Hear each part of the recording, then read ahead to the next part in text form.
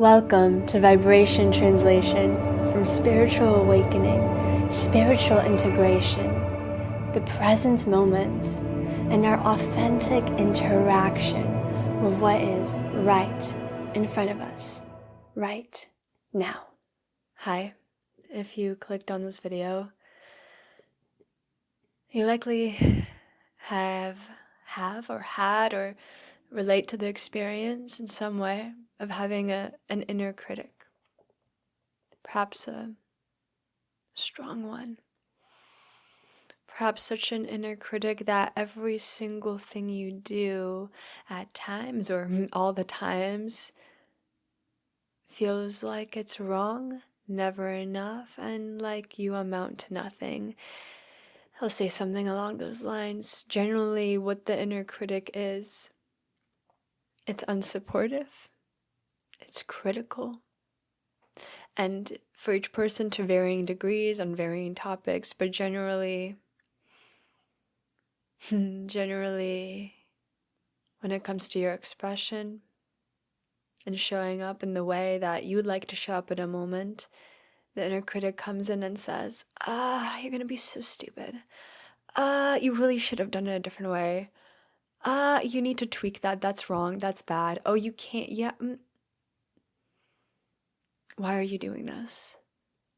It can even, from personal experience of having this strong automatic voice in the head, and it would just be automatic. I would not even be consciously thinking. It would just be to the point of it's so subconsciously, deeply ingrained in there that would just be automatic. And it would get to the point of saying things like, I want to kill myself, I want to, why are you doing this? My cat is coming in. It can even, in my experience, it manifested as different OCD. Hello, Caruso, he's meowing over here somewhere. It can manifest as this like OCD, which it has within me. My cat's trying to get in here, but it's like, Hi. Oh my gosh. Hello. We need to show you. Oh. Purr.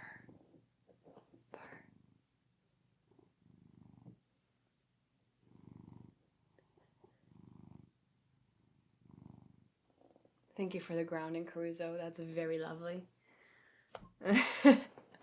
Very lovely grounding. Thank you so much. My friend said, we need to ground this energy in. Essentially, anytime I wanted to do anything, or anytime I did do something or didn't do something, it would just automatically provide harsh judgment after I did it or before, or to prevent me from. And it's the end, it's the end of this internal landscape. It's the end of this internal landscape.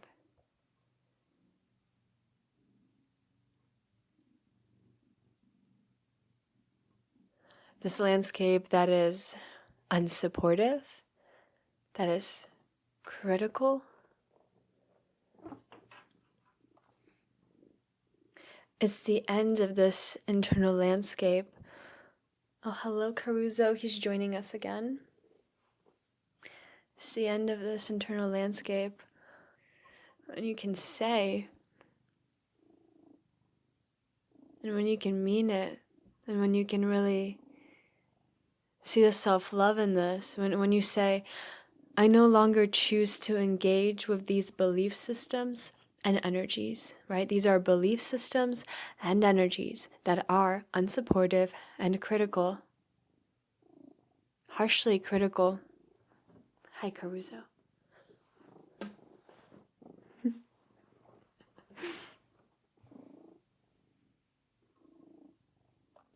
So whenever discomfort comes up for me, I take the loving action of being curious about it. And this is the end of this internal landscape. this is the end of this internal landscape of battlefield and war and hatred. You know, you cannot fight and dissolve your judgment that's coming from this inner critic with judgment. You can't judge the inner critic out of existence. You can't judge this, pattern, belief system inside you out of existence. You can't hate it out of existence. That's just more of the inner critic overtaking your mind. How do I know this? Because I've experienced it.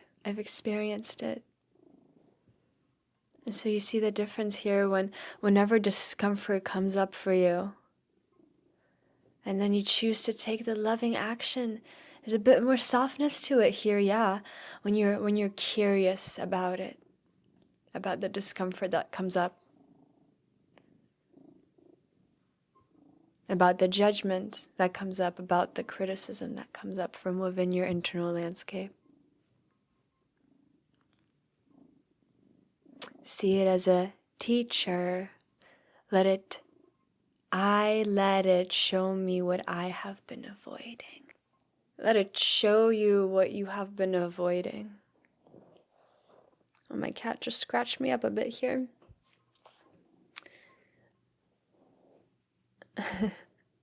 And from my personal experience of making videos for a while now, it's been over a year, I just deleted all of the past videos.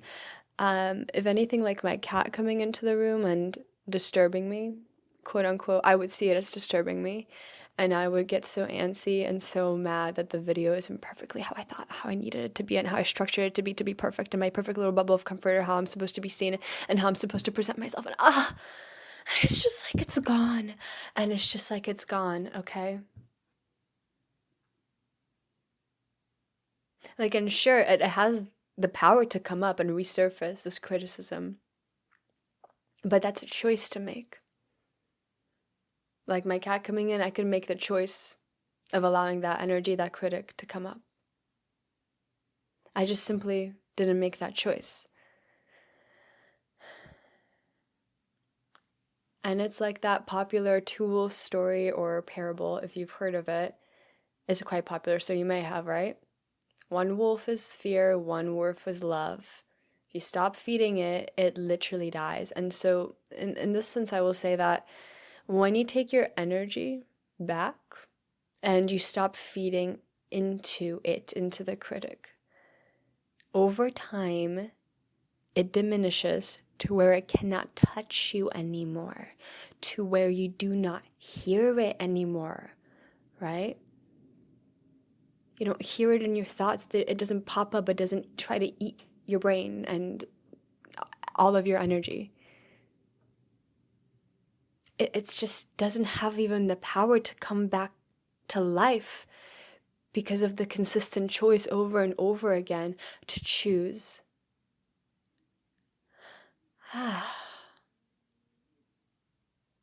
To relax from the constraints. And ultimately, this is a self-love. My cat's coming. My cat's wanting to leave.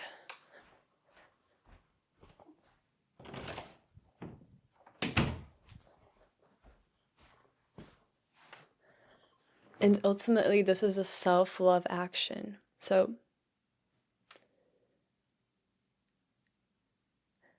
as this inner critic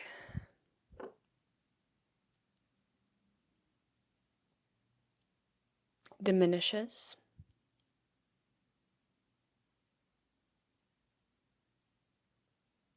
through the choice of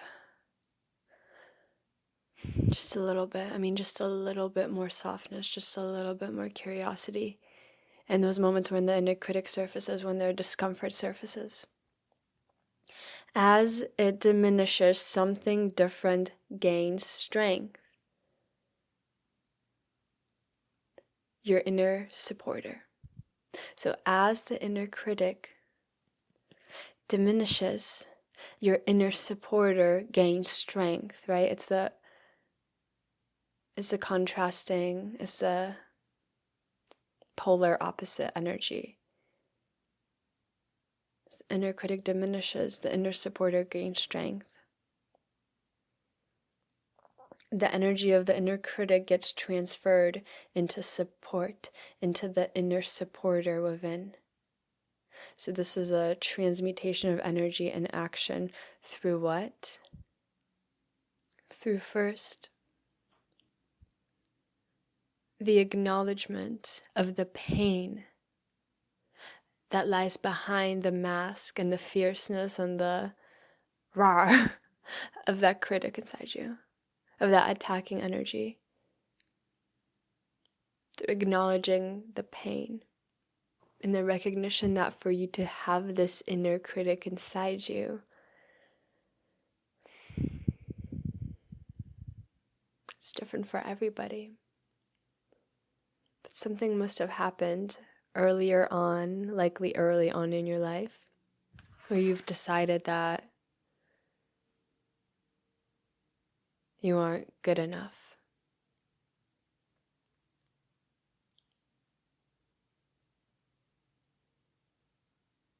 Where something has convinced you that it's better,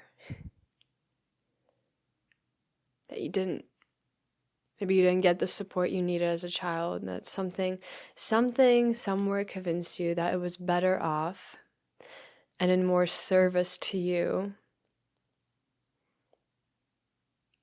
to keep yourself small and keep yourself limited and keep yourself under the constraints that your inner critic is so fighting for you to stay under. That there was service for you in having an inner critic that's so constricting and forceful of you to be perfect. Because you believed you weren't already perfect. Because you believed you weren't already good enough. Because you believed something has convinced you. Perhaps it's your parents, the society around you, their belief systems. Perhaps you wavered to somebody else's belief system, like your parents, about how the world works and who you are in it and what it looks like to be a worthy human. Well, there's fireworks now. It's not even the 4th of July yet. It's in a couple days, 2 days. It's in 2 days right now. I'm filming this July 2nd. And many different valid reasons for having an inner critic, and I just want to say that big part of mine was the adaptations of my father's beliefs and his own self-criticism, because he is a very narcissistic individual, and the only way you become like that is through deep, deep insecurity. And so what I realized to be my father's narcissistic emotional abuse has deeply impacted my sense of worth, because I adopted his mindsets in a way into me. And somehow his voice became my inner critic. It's deeply tied to my father. And I'm sure there's much more that I do not know, but I do know this, and I do know also that there is a time and place for experiencing like a victim state and grieving all, that you did not receive, that you really did deserve to receive as a child, if you had that experience. There's a time and place for like experiencing yourself as a victim and really like feeling, it's about the feeling, the feeling of the betrayals of your life for what they were and seeing them with more clarity. Through that feeling, through of them, and it's so that you may feel the pain, right? The pain that has brought you away from your own worthiness. Because as we are born into this earth, it is our birthright to express ourselves and be who we are. If there's one thing that there's a birthright of, is to be allowed to express yourself as you are. And any system and any rule, regulation that goes against you being allowed to express yourself as you truly naturally are, as you came forth from, who knows what dimension, place, and time and space.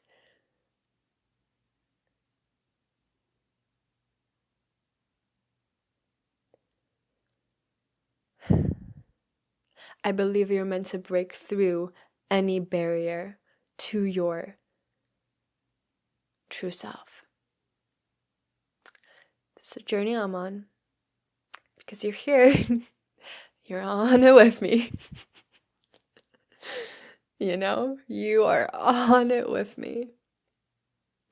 And so that, you may feel the pain, right, from experiencing that victim state. And so from that moment, true alchemy can occur. When the permissioning of that pain to bring to light what actually is true from the illusion that you've been living under, from the illusion that your inner critic has been so desperately trying to keep you under.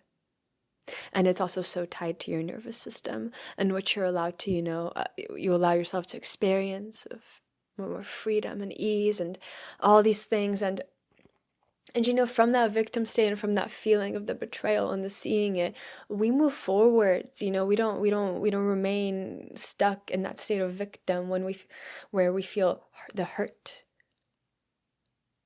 When we feel the hurt, when we allow ourselves to feel the hurt, we don't get stuck in the state of the victim.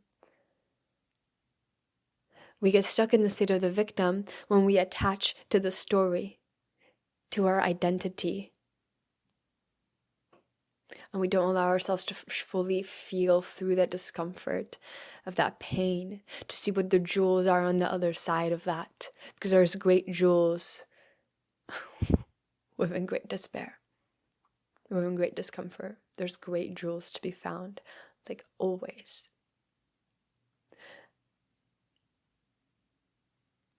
And your ability to feel the hurt is in direct proportion to how much you open your heart to yourself.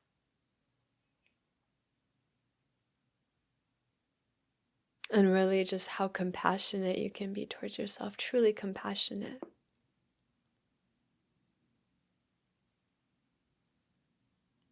And within you, trust rebuilds over time with each breath, with each choice. A beautiful process unfolds. As each time we step with more love under our wings, propelling us forwards, on the edge of past constrictions, disguised discomforts. We regulate our nervous systems through the love we allow into each situation that triggers an internal experience of discomfort. We regulate our nervous systems through the love we allow into each situation that triggers an internal experience of discomfort.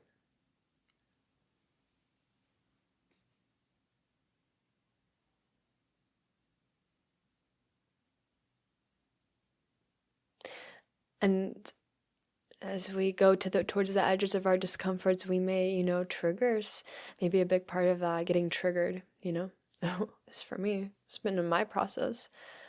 I've gotten triggered so many times this past year. It's actually quite crazy. And but nothing's really crazy at this point, y'all know that. And when you do get triggered, that you very well may likely have a reaction. And that's exactly where the inner critic can have a back door to enter once again. But when we see that, a reaction is actually a natural part of the process, and being ideally spiritual person, you just respond and don't react. That's true. Yes, we do want to respond and not react. But when we are in the midst of a reaction and like a large nervous system response, it's so important to have compassion for ourselves. Instead of shaming ourselves into, oh my gosh, we're not responding or reacting, we're doing this wrong. No. That's actually not what you need right there. That's actually the inner critic. That's not speaking from love. That's not behaving from love when we subscribe to that thought pattern and we shame ourselves. This just means when you have a reaction that there's more to be felt through, that you are closer, that you are more on the edge of something within you being revealed, being transmuted, being transformed. So stay open to it, okay? And trust. Trust that all is well. And there is really no messing it up.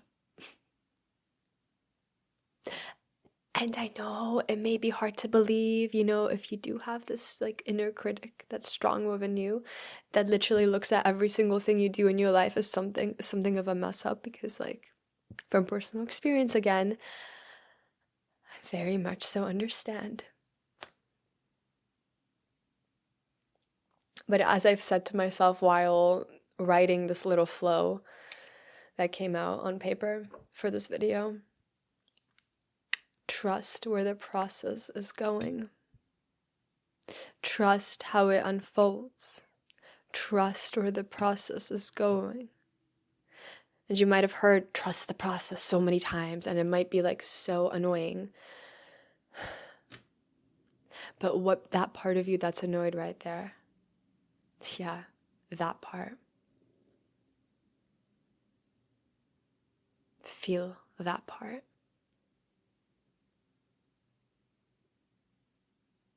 Bring compassion to that part that just really doesn't know how to trust the process, because it's just felt so much pain and discomfort from even like being on earth, and discomfort for even just existing in the situation that you're existing in, for being and living in this internal landscape that you've been living in, that just feels so impossible to be at ease at times, or always, or whatever your experience is.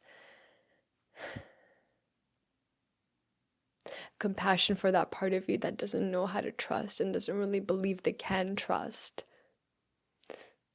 That's the part of you that needs paying attention to. Because look, why? Because it's coming up. If it came up for you.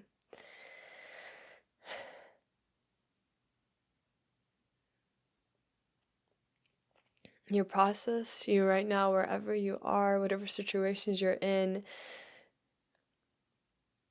trust it now. The process, trust it now, and allow yourself the grace of seeing what unfolds. Allow yourself the grace of seeing what unfolds. In whatever life situation you have, and whatever project you're working on, and whatever thing you're doing, whatever things come into mind. Trust it now and allow yourself the grace of seeing what unfolds from infinite possibility as you take this step forwards.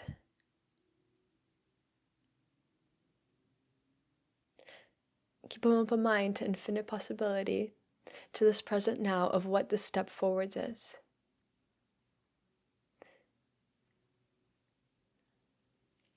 Because oftentimes the inner critic, the anxiety, the OCD, all the stuff that forms around that same wound, or the same wound cluster, is simply trying to keep you within the constraints of what it believes it's safe, based on the illusion it believed that you are not already worthy as you are. To show up as you are, to be free in your expression as you are, to be free in your genius, to be free in your flow, to be free. That you don't have to contort yourself. See, it believes, the inner critic, that you have to contort yourself into like one way or another, or this way or that, or this or that, or you have to. No, but that's all a lie. So can you allow yourself, trust your process now? Know it is beautiful, and allow yourself the grace of seeing what unfolds from the infinite possibility as you take this step forwards.